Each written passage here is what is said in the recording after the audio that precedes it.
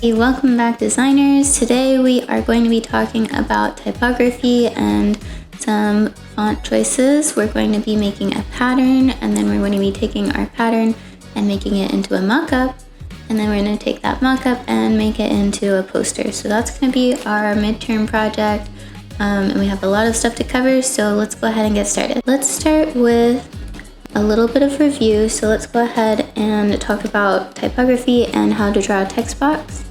So that is going to be that little T tool over here on the left. I'm sure you remember.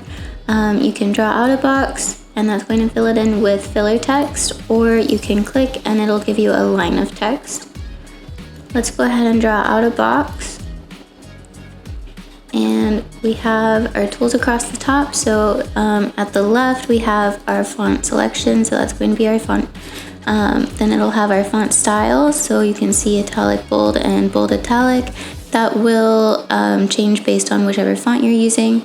Next to that we have the size. If you hold your mouse over it, you can change that size just by dragging your mouse left and right. Then we have some crisp and sharpness. We have the alignment, so we have left, center, and right alignment. We have the font color, so we can make that a different color if we want to. Then we have warping, we'll talk about that in just a second. And then we also have our character styles and paragraph styles box. And then to make any changes, you'll have to click the check mark. If you don't want to make the changes that you've typed in, go ahead and click cancel. So we'll just hit the check mark for now.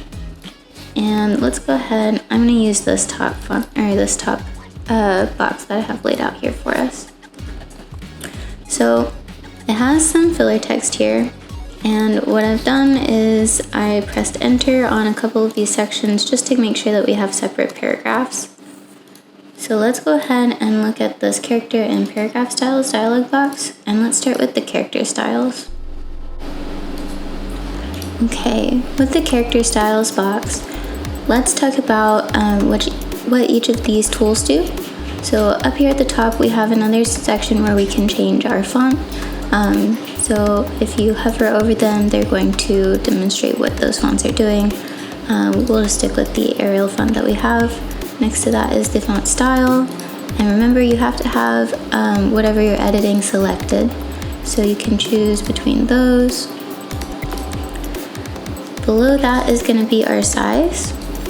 So obviously you have your drop down, so you can select a different size if you wanted to, but you could also type that in, or you can scale it up and down by hovering over the little icon to the left. Next to that we have the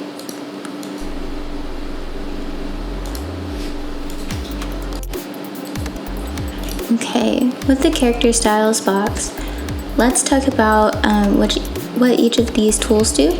So up here at the top we have another section where we can change our font. So if you hover over them, they're going to demonstrate what those fonts are doing. We'll just stick with the Arial font that we have. Next to that is the font style. And remember, you have to have whatever you're editing selected. So you can choose between those. Below that is going to be our size. So obviously you have your drop down, so you can select a different size if you wanted to, but you could also type that in, or you can scale it up and down by hovering over the little icon to the left.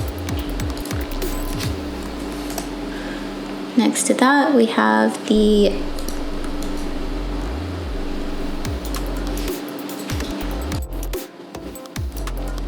Next to that we have the leading, and so what that means is going to be how the spacing works vertically. So if I press enter here and I select my word, that leading is going to change how close or far from the word above it that's going to be. So it'll default to auto, and as I push that further down, it's going to push that even lower. Even though there's not another line here, I didn't push enter on anything. It's only changing how far that whole line is going to be affected. we'll set it back to auto and put it back up. All right, next to that is going to be kerning. So kerning has to be where you've just clicked in between. If you have a whole word selected, it's not going to let you do anything. But you can set your kerning between individual letters with this little icon here. And that might allow you to put things very close together or space them out a lot. You can select the whole word and choose metrics or optical if you wanted to. Or you can go through and kern everything yourself. Maybe we want to set it to 10 for everything. We'd have to go through and do that individually. All right, and let's just set that back to normal. Next to that is going to be tracking. So we'll select our word and that's going to choose the spacing for the whole word so that we don't have to kern every letter individually. Okay, below that is going to be the scale, the stretch of the letters vertically. So that's going to kind of just stretch them up and down.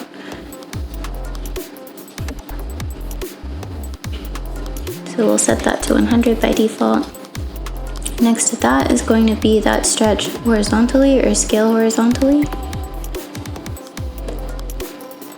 So you can see it's not really separating them, it's more stretching them as if they were scaled just horizontally.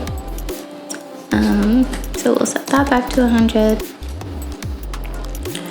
And then next to that is going to be for those little icons that go up a little bit higher or up a little bit lower. That could be for like, you might see that used in like scientific documents with periodic elements towards the bottom or mathematical symbols. You might see that with not a whole lot of text typically. You might see that with like fractions sometimes, things like that. You won't use it too much, but you could use it on a whole word if you wanted it to be kind of in the design of the word itself. So maybe you want to do something like this. It's kind of similar to the leading, but it's not quite. So let's go ahead and set that back to normal. Okay. And all right, now below that we have some really cool tools. So this first one is going to try to bold whatever it's operating with. So you can do that with individual letters, or you can do that with a whole word or a whole section. Next to that will be the kind of fake italic, so faux italic. So instead of using the font style here, sometimes they don't have them, and so they might try to give you some options even though they're not really there. And sometimes it can look kind of cheesy and not very good. Sometimes it can help, but those are there if you need them. Another option is having everything set to capital letters. And then below that, or next to that, is everything set to small caps, which is where it takes those lowercase letters and makes them look like uppercase letters but keeps that same height. And then we have the, I can't remember what these are called, superscript. So we have superscript and subscript, which is what I was talking about with those mathematical symbols that you might see in chemistry or you might see in mathematics.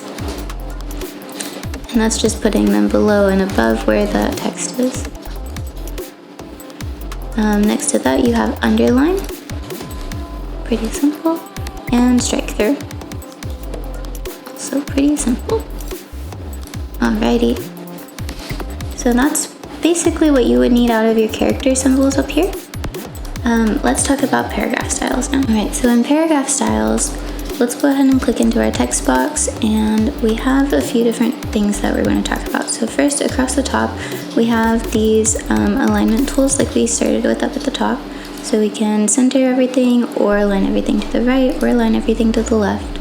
We also have these justified tools, so we have everything left justified, where it's going to add space to make sure that it reaches the edge, center justified, and right justified. And then we have justify all, which is going to try to put everything in a box. So that kind of is more clear whenever things are closer together, but you can see that it's really pushing some of those letters here. Typically you see these used in newspaper texts. We won't be doing that for most of the things that we do. You might have noticed just then that without having anything selected, when I change the alignment, as long as it's in the same paragraph, it's going to adjust that for us. So we don't have to select everything unless we're selecting multiple paragraphs. Alright, below that we have some indentation tools. So let's go ahead and work with this one down here. So I'm actually going to start at the bottom. And so this first one is going to be the spacing. And then we have spacing above and we have spacing below. So it's adding space above and below this middle paragraph. We have the indent first letter or first word. So if this was a little bit longer of a paragraph, let's try to put it like this. So if we have a longer paragraph, it's only going to be pushing that first line to the right. And then above that we have indentation. So we have indentation from the left side where it's pushing things over to the right. And then we have indentation from the right side where it's pushing things over to the left. So you might have that where things are right justified. So you could see how that might be useful for longer paragraphs of text, keeping things perfectly aligned so you're not tabbing over all of the time. And that might be good for separating out something like a quote or an important section of information, just so that you can change things. And then lastly, I want to show you this hyphenate option. So I'm going to squish things really close together so you can see that words are getting cut into pieces. And when I click hyphenate, it's going to start adding these hyphens into our words. With it unchecked, it's just going to try to drop them to the next line.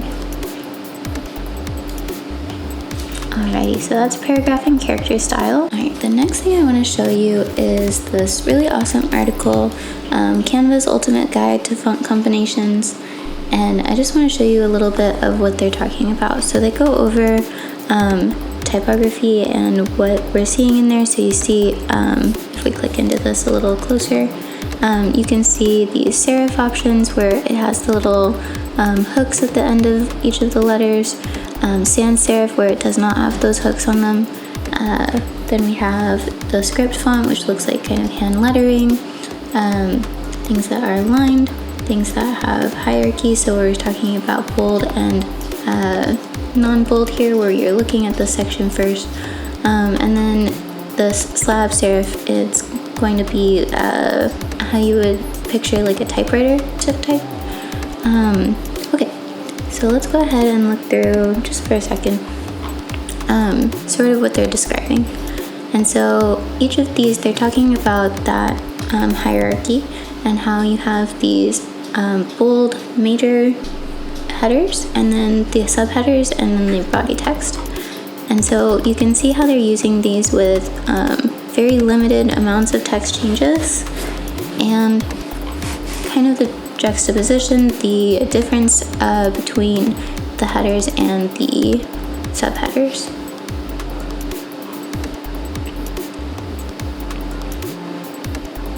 And so the main thing that we're looking at is that there's some kind of contrast between these. So you have this thick, bold text and then something that is not too different, but still enough to see that change. So that when you're using these different fonts, you know where is the main objective for you to look, the first place that they want you to look, and then the secondary, and then the tertiary. Okay, so I'll let you guys browse through that. Alright, and then I wanted to show you in Photoshop how you can kind of go about that. So a lot of the time what they're looking for, what most people's eyes are looking for, is contrast. And so you could have a thick text and a regular text. These are all caps, so it's not that the capital letters are changing it, it's just that sizing. You might have something that's thin and thick. Same over here, something that's a little bit more kind of funky, and something that's more regular. And that's generally the way that I would look at it, is there's one that's always something that really pops out at you, that really makes you look at it, and then one that is close to that but is calmer. So you still are keeping things in common too. So on this one we still have serifs on both of them. On this one we have a sans serif and a serif font, or sorry, a sans serif font here, and a bold, still sans serif font. This one's kind of not following that. And then as we go across, we have something that's a little bit bold and a little bit calmer. A little bit bold, a little bit calmer. And then I also try to keep the thickness of the letters in mind. So we have how big of a jump are we going from? Are we going from very black to regular to thin, that kind of thing. Keeping in mind if we're using serifs or not. Keeping in mind using one type of script if you are using script, or one type of hand lettering if you're using hand lettering.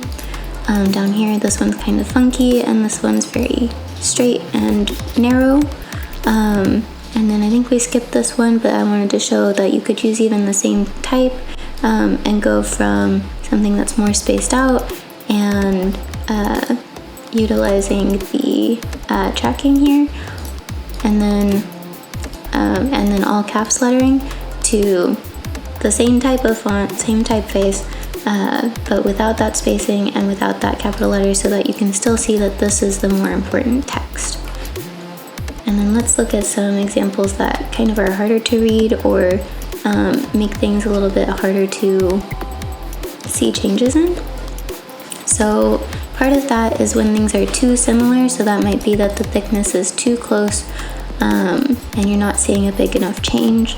That might be where you have two sets of kind of strange lettering. That might be that the text itself is a little bit wobbly.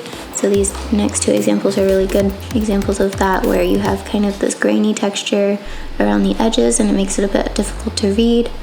Or you have two cases of hand lettering. Typically you don't really want to use hand lettering and a script font together. You also probably don't want to take a script font and try to make it all caps. Down here, I want to show some examples of where you're using two similar of fonts next to each other and they don't have enough contrast. So we have one type and another type that are both bold, but they have some small changes, and it's not enough to tell you that this is separate from this. Same here, they're both script lettering, but it's not enough to tell you which one is the main one to look at. And then same here, we have just really subtle changes in these serifs, and it's not enough to tell you that these are different types. It just makes things a little bit uncomfortable. And then same here, these are kind of regular, but they have that same thickness, they don't have enough contrast between them. And lastly, same thing where they are the exact same text and they aren't giving you enough of an impression. Okay. Alrighty, the next thing I want to show you is how to create your own patterns. So I have my own set of icons already cut out, but I want to show you how to set up your document really quick also. So the only thing that you'll need to do is go to File, New, and just make sure that this width and height are the same. So I'm going to set them at 5 and 5. Keep the resolution at 300, and then you should be good to go. So you'll just click Create, and you'll have the square document. And then at the top you can go to View, and then Pattern Preview. And it's going to give you a little pop-up box that says that it works best with smart objects, and we'll talk about that in just a second. So you'll go ahead and click OK, and it's going to give you this big canvas out here with this blue box. I'm going to close that and go back to my demo pattern. So we're going to go back through View and Pattern Preview and click OK. And you can see that it pulls up the same thing, whatever's in that box, it's going to repeat all over. And that's an infinite canvas, so don't zoom out too much because that is going to be a lot for your device to handle. So let's go back to what we have here. So on each of these fruits, I went through Pexels, found a good picture, and cut those out using Select and Mask, but I want to show you some other things that you can do. So first thing is you can draw, and you can see that that pattern goes infinitely. See how this is not a smart object? If we right click, you want to right click on the layer itself, and then say convert to smart object, it's going to give you that little page. We talked about that a little bit last week. If you double click that, it gives you that smart object out here. So it gives you exactly what was inside of there, and now it's going to be a little bit easier to work with. Without doing that, it's going to have a bit of trouble scaling things. So if you click OK and try to move things around, it might be fine. It could have some trouble with it.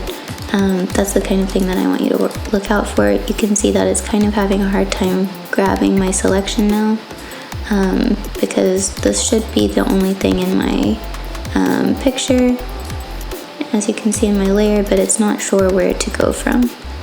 So it has a little bit of trouble with that. Sometimes that can work in your favor and give you this kind of cool cutout. Sometimes it doesn't work in your favor, so that's why you want to keep things as a smart object. It has less trouble dealing with that. Another thing that you could do is add text. So maybe we want that to just be a singular letter. We'll make it really large. Let's choose maybe this Engraves font. And we can put that anywhere we need to. This is not a smart object, so keep that in mind. And then you may want to add more text boxes. Okay, so I'm having a little bit of a hard time with that, so it might just be too large. Let's go ahead and shrink that down. And now we can add another text box.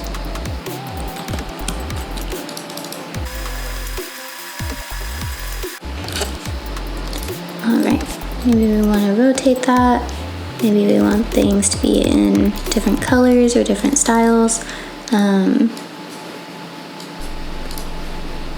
So you can see how that could be kind of useful and kind of cool for your pattern. You can also see that as it's cutting, it's always going across like this. The way to kind of work around that might be to overlap things, or kind of keep in mind where you're placing things as you set them up. And that can kind of help with giving it a little bit less of that very rigidly horizontal and vertical pattern. But let's go ahead and delete those. And we can go into the fruit and move things around and kind of design these. And so you can see that some of these are already set to smart objects to kind of help me out. So let's go through and go ahead and make each of these smart objects just to make them easier. I have some cherries here too, but I don't think I'll use them. So we'll convert to smart object.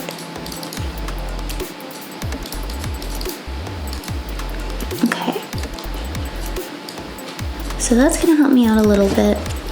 The other thing that I want you to keep in mind is when you move things around, if you hold Alt, or if you're on a Mac, it's Option. That's going to let you duplicate your layer, so you don't have to right click and duplicate from over here. You can just simply move things around. So that can kind of be helpful. And let's just kind of rearrange this until we think that it looks nice.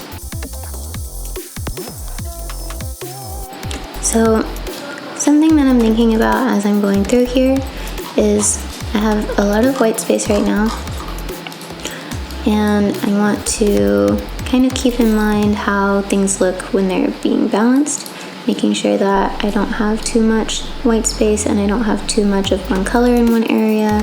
I don't have too much repetition and, well, too much repetition in a pattern, but I don't have things that I can tell too closely are the same leaf, and so that might be too many leaves and I might want to get rid of that. I want to make sure that the color is kind of balanced out. I want to make sure that the composition of each section that I'm laying out feels comfortable and natural, and then I have something to pop my eyes around, and I don't know if I want that leaf there either. And then I also want to keep in mind the sizing of things, so maybe with this orange and this strawberry they might be a little bit too small or too large, and so if this is my large section and then I have kind of a big, medium, small element, big, medium, and small element going on, that can kind of help to draw my eye to those major sections of my pattern. Another thing, if you're not a little bit uncomfortable with all of that white space, is you can start to fill things up a little bit more. So if we take all of these that we have and we want to kind of expand them until they're kind of overlapping quite a bit, but you can see how that kind of can make for an interesting pattern. You probably have to play with it a little bit more than I did just there, but that might be fun to go ahead and look around with too. I'll attach the fruit layer file that I have here just in case that's what you want to use, but I encourage you to kind of make your own pattern and find some images to cut out on your own. I think I'm happy with that. So let's go ahead and export this. So there's a few steps that I want you to keep in mind. First, if you export it the way it is right now, your background on this is always going to be white. So if you want it to not have the background, you have to turn off that background layer, okay? And then secondly, anything that you're seeing right now is inside of this blue box. And so anything that you're seeing as you zoom way out, that's your pattern preview, but your actual pattern is whatever's in this box tiling across. So tiling means that whatever it's getting cut off at the top is showing up at the bottom over here. Okay, so let's go ahead and export this. So you'll go to File. You'll go to Edit, Define Pattern, and you can name it. So I don't want that background actually, so we'll go to Edit, Define Pattern, and we'll call it, yeah, that works, Food Pattern Design Demo. Name it whatever you need to name it, and click OK. So now that we have created our pattern, let's go ahead and make a mock-up. So I want to show you what I had made earlier, and then I want to show you how to make that with a picture of yourself. Alright, so what I did was I started by finding a picture of some guy on the internet. I just looked up t-shirt and it pulled up this and I brought that in. It'd probably be better to go off of Pexels so that you're using royalty-free images if you are going to do that, or if you're going to use the picture of yourself, then you're good. But the thing that I was looking for was a crisp outline on the background and nothing on his t-shirt, so I don't want any textures or patterns already on there. I just want to look for kind of these motion lines on the fabric, parts where it's kind of wrinkled or creased a little bit, because it'll give it a little bit more of a sense of realism. It's easier if you're using a white t-shirt, but I want to show you, just in case you're not, that you can do it with any color t-shirt. So let's try it on here, and then I'll show you also. So I took this picture on my phone, well, Bo took this picture on my phone, and then I uploaded it onto the internet and onto Google Drive and downloaded it into Photoshop. My t-shirt did have a design on it, so I turned it inside out, and then I went through and added some of these adjustment layers just to make it really pop, so that it doesn't have as low of contrast as it has, so I added some curves and levels to kind of brighten it up, some saturation to bring some of the color back in, the black and white also to kind of brighten it a little bit more on specific areas, so you can see on my jeans and on my face, and then just the color balance a little bit to take away some of the green, I think it was. You can look at that. The teal. Okay, so I just wanted to show you what I did. I'm just going to flatten that, so we'll just do Control E, and now I have that flattened image. So the first thing that I'm going to need to do is grab the t-shirt itself. You can either use Select and Mask, or you can use Lasso, or some kind of combination of that. I'm going to start with the object selection tool, and I'm just going to select around the t-shirt itself to see if it does a good job of being able to pick that out. If you got your picture off of the internet and it's made for that, it'll do a better job, but I want you to be able to do it on anything. And so let's go ahead and cut that out really quick. So there's some spots that I grabbed and some spots that it needed help with, so let's go ahead and help it out a little.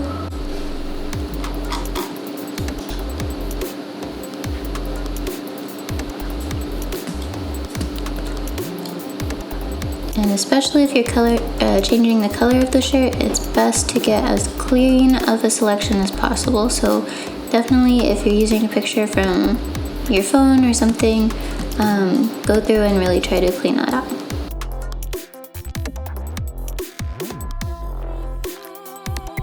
I'm going to use R to rotate the canvas so that I can get smoother selections just going off of my wrist.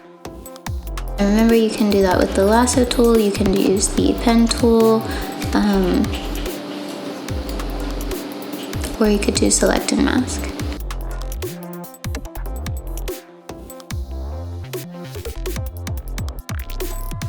Alright, that should be pretty good. So first thing I'm going to do is just duplicate this. So what I'll do is Control J or Command J if you're on a Mac. So that's just going to leave you a t-shirt. And that also tells me that I missed a spot right here, so I can just go ahead and delete this on my selection. Okay, and that will just help me out for later, just having this for moving forward. Alright, so now that I have that, I will rename my layer shirt. And what I want to do is go into the adjustment tools,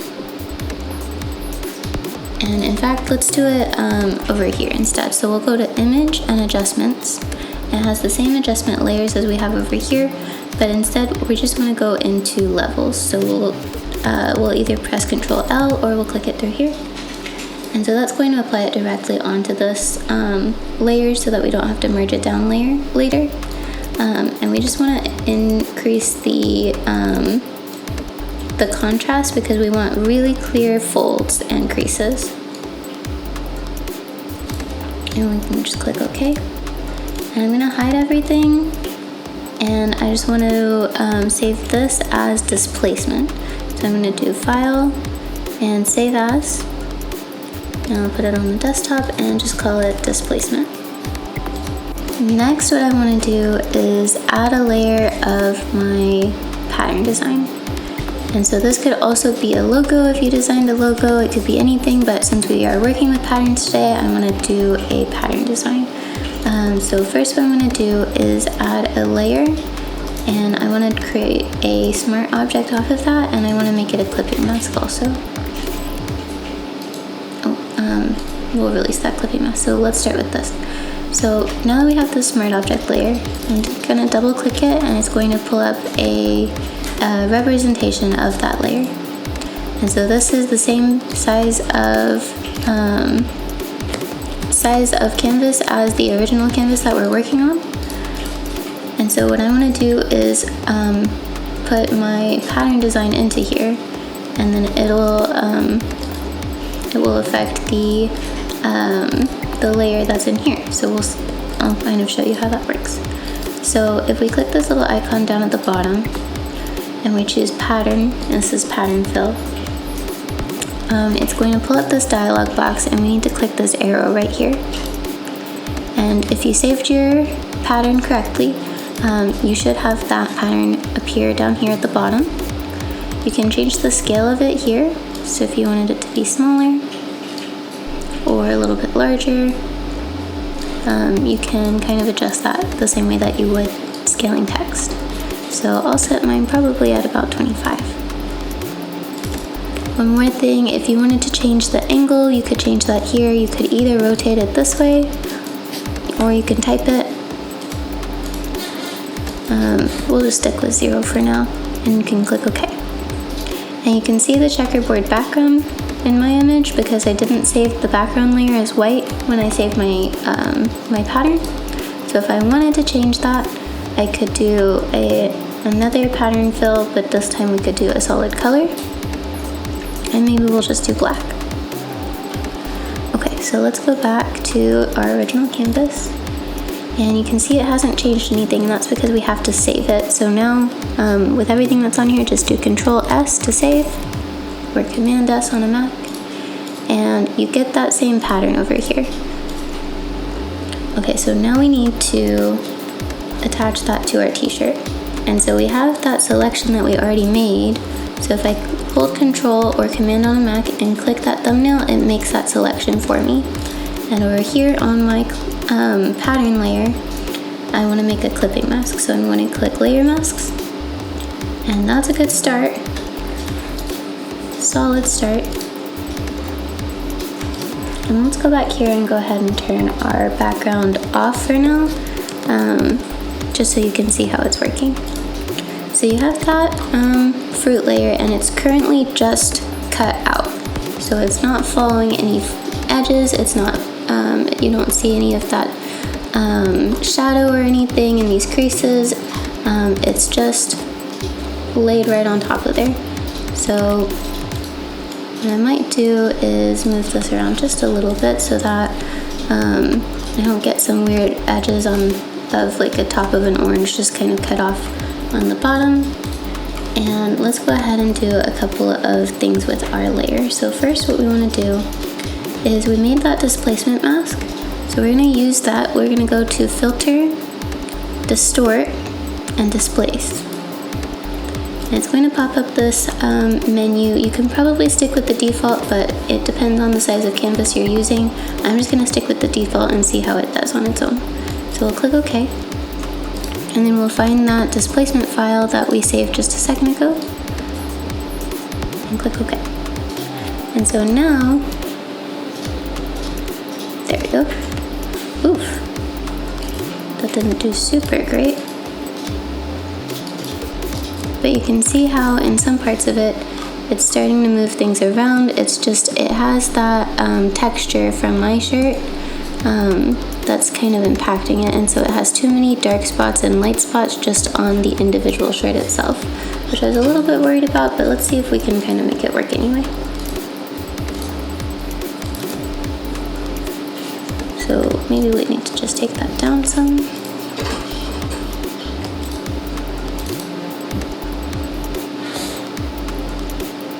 No, it doesn't look like that's gonna help it.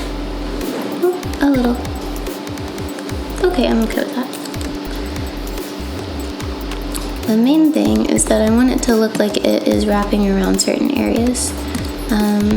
So it doesn't look like it's doing too good of a job. Let me kind of show you on the original file how it was working there so that you can see what I'm looking for.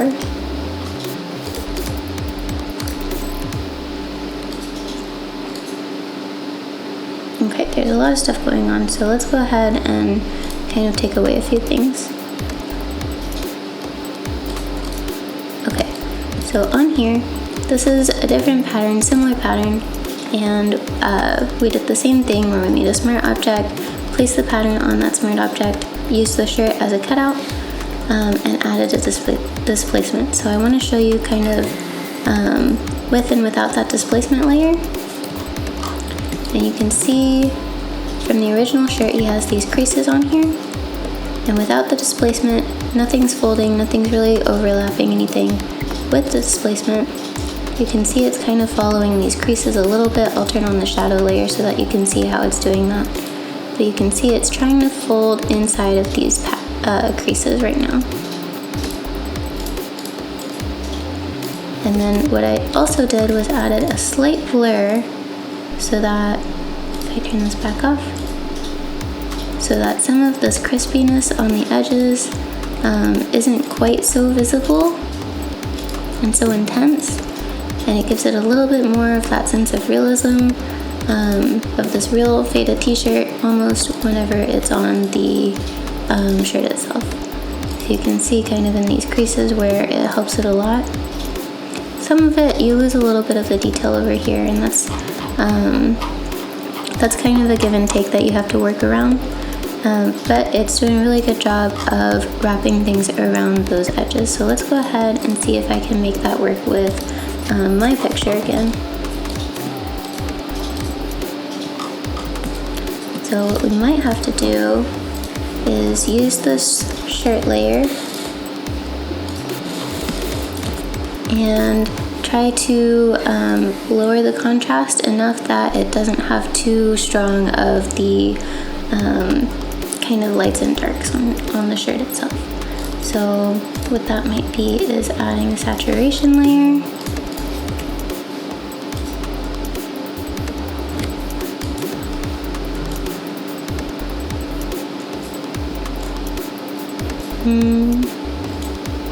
That might not help it too much. Let's try exposure maybe, or contrast. Can lower that contrast a bit.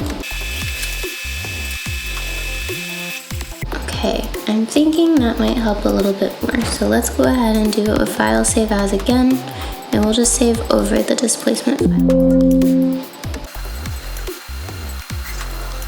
With our fruit, let's go ahead and just delete the smart filter, and we'll try to put it back on.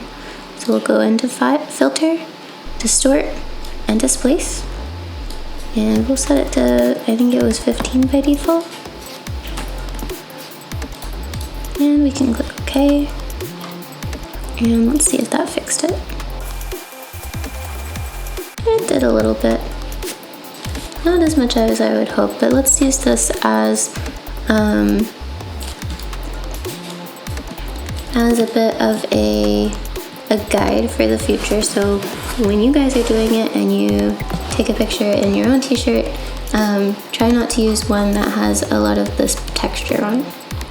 Okay, so let's just kind of work with this, and we'll go with this pattern. So first thing that I might try is adding a multiply layer. Or what we could do is take the shirt file that we had a second ago and set that to multiply so that it's bringing in those shadows.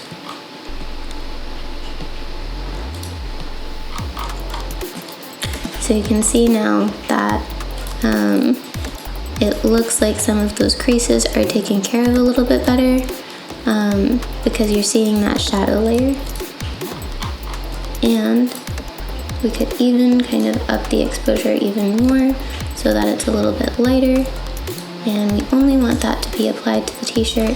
So let's kind of lock that on there so that we get strong shadows and high contrast. Okay, and then after that, let's click on our pattern, and we're gonna add a blending mode to it. And what we want to do is hold Alt and drag this arrow over to the side, and that's going to kind of let those lights shine through from below, from inside of the shirt. And it might be clearer on the picture of the guy, so we can go back and check on that.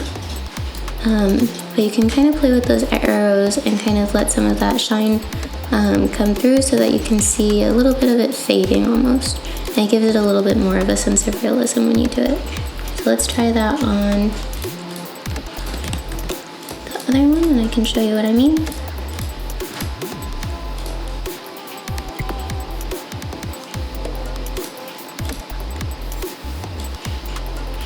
So you can see that I did that here, and we can set it back to its default.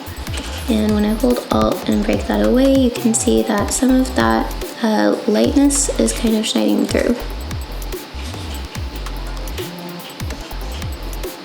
And so that can help with getting some of those shadows to separate almost. So we can click OK.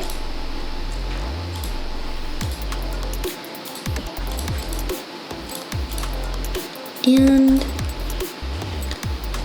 I'm going to select the shirt again, and I'll select the shirt again and duplicate it from below. And let's see if that can help us just a little. So we can work with what we have here, and what we might do is double click on our pattern, and we could even add on maybe a logo.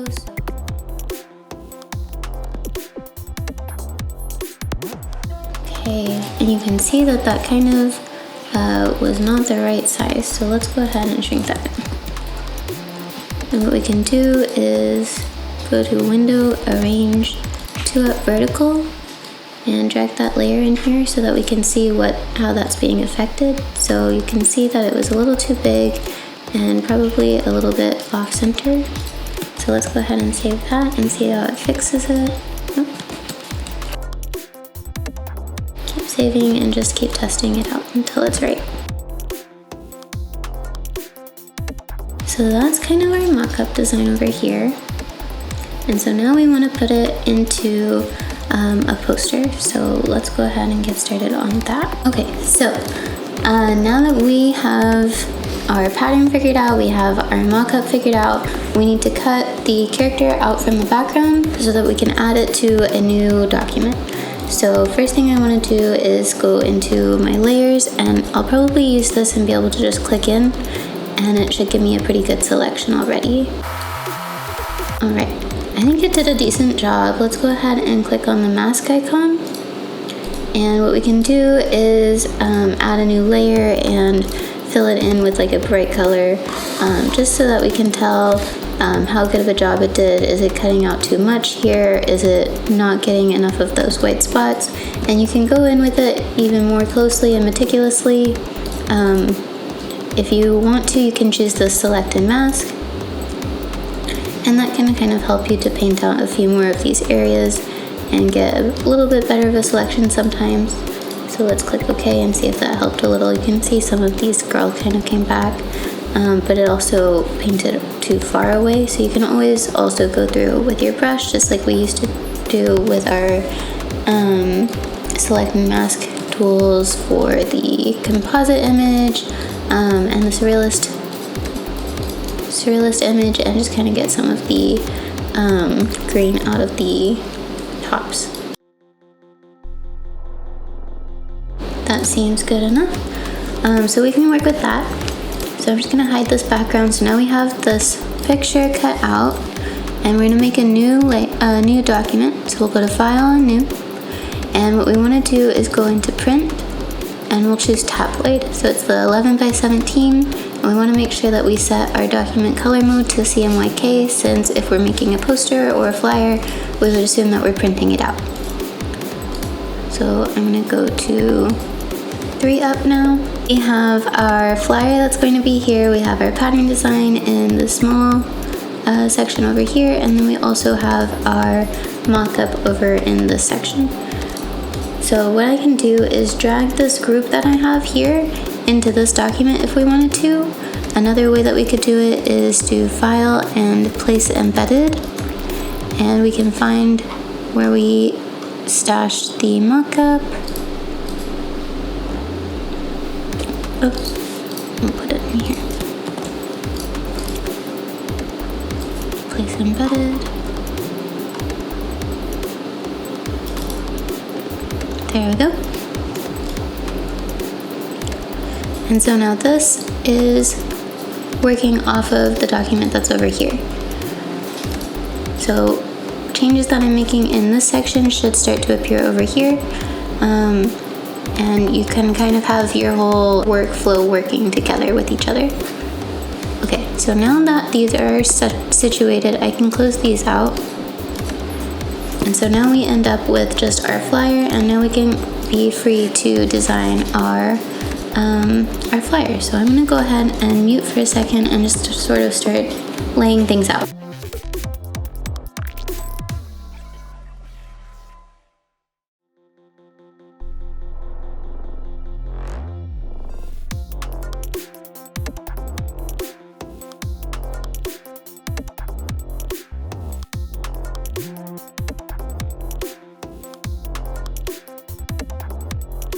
Come back on for a second. So I duplicated my pattern fill layer, and then I right clicked and rasterized it.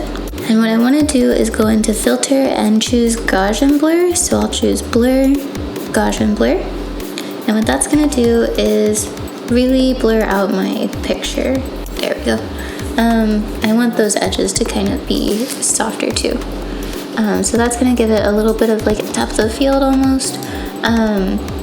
And we can kind of change the hue and saturation on things, or play with the levels a little bit.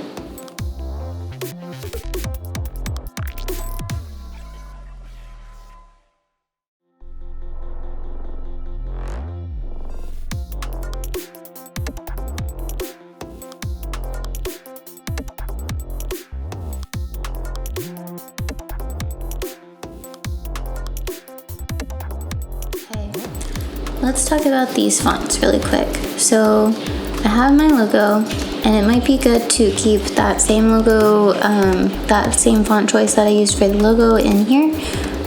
But I want to make sure there's enough contrast that you can read it still. And I want to make sure that there's enough contrast between the subtext and the text also. So I want to make sure that the color is working. And I don't want it to be too competitive with what's here.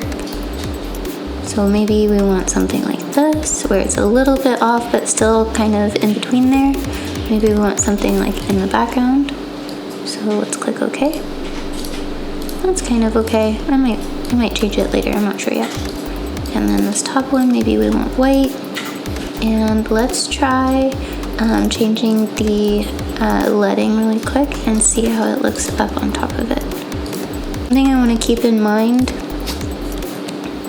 is having space on the side that they're not going to, the text isn't going to get chopped off, and even if I were to cut out this image, it wouldn't get chopped off either. So what I can do is I can go into View, Guides, and New Guide Layout. And we want to create some margins. So I'm not going to choose columns, I'm not going to choose rows. What I want is margins, and we want 1/8 of an inch. So we can just type in 1/8 inch, and we can just copy that across.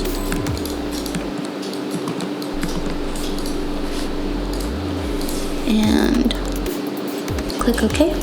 So now when I'm adding text, I want to make sure that any text that I'm making or adding in is going to be inside of that border. If I ever want to hide those, I can press Control H or Command H if you're on a Mac. So let's grab this and scooch it over.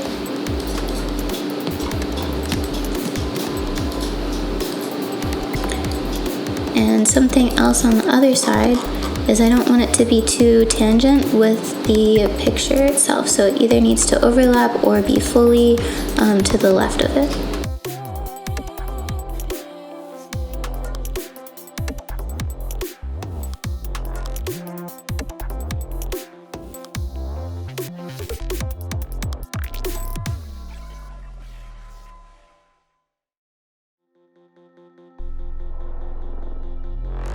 Okay, so right now I have some things that are a little bit cluttered down here at the bottom. So I might want to raise a little bit of this up. Things I want to keep an eye out for is I don't want my legs to look like they're just getting cut off. And I might want to make the character a little bit bigger. Maybe that looks nicer. Okay, and then let's add just a little bit more of some texture. And let's check our edges and everything. Okay, So I have some things that are working for me so far. Let's add some lighting elements and some texture.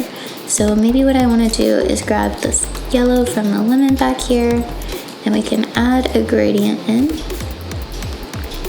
And, oops, not on the background layer though. And we'll set that to maybe overlay, soft light. And I want to make sure that that is carried out on the character too. So we'll do a clipping mask and do the same thing. And we want to turn down the opacity some because it doesn't need to be bright yellow on it. It might work better that way, it depends. But then we also have a lot of white space over here. So maybe what we need to do is add in something. Alright, so let's add in maybe some texture. I'm gonna go and find one of my images that I've downloaded. Alright, I have this splash texture that I got off of Pexels. And what I want to do is set it to screen. And I have a different section where I've edited out these leaves, but I think I can just move it over so it's not too in the way and not too visible. And that might look nice. And I want to give it a little bit of a blur too, maybe not so much as before. Oops.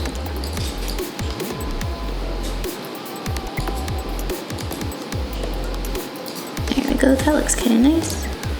And then lastly, I'm going to add just some lighting effects by adding some circles that might look like a bokeh effect.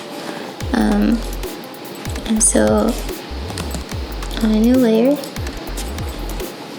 we'll take some of these bright colors that we have here and add in some circles. And what I'm going to do is set those to vivid light, it should be. And I might need to move those around a little bit. What you can do is go between some hard brushes and soft brushes as well. You don't have to stick with just a hard round brush to pull off the effect, and you can change the opacity up here as well.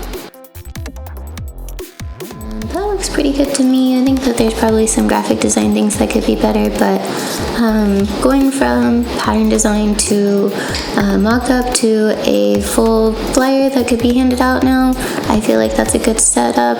And I hope that you spend a little bit more time on it than I do, but I think that that's looking pretty good. So I hope that you learned something. Let me know if you have any questions, and go ahead and get started. This will be due on May the 5th, so that's a Sunday. And then I also wanted to let you guys know that there were a few assignments that were turned in where the file itself was not quite right, so I needed both the Photoshop file and the PNG file. So some of you lost points there. And to me, I'm happy to regrade things if you are willing to redo the work. So if you can return in some of those and let me know that you've resubmitted, then I'll regrade those for you. And other than that, I think that you guys should be off to a good start. So I'm looking forward to your project, and I will see you next time.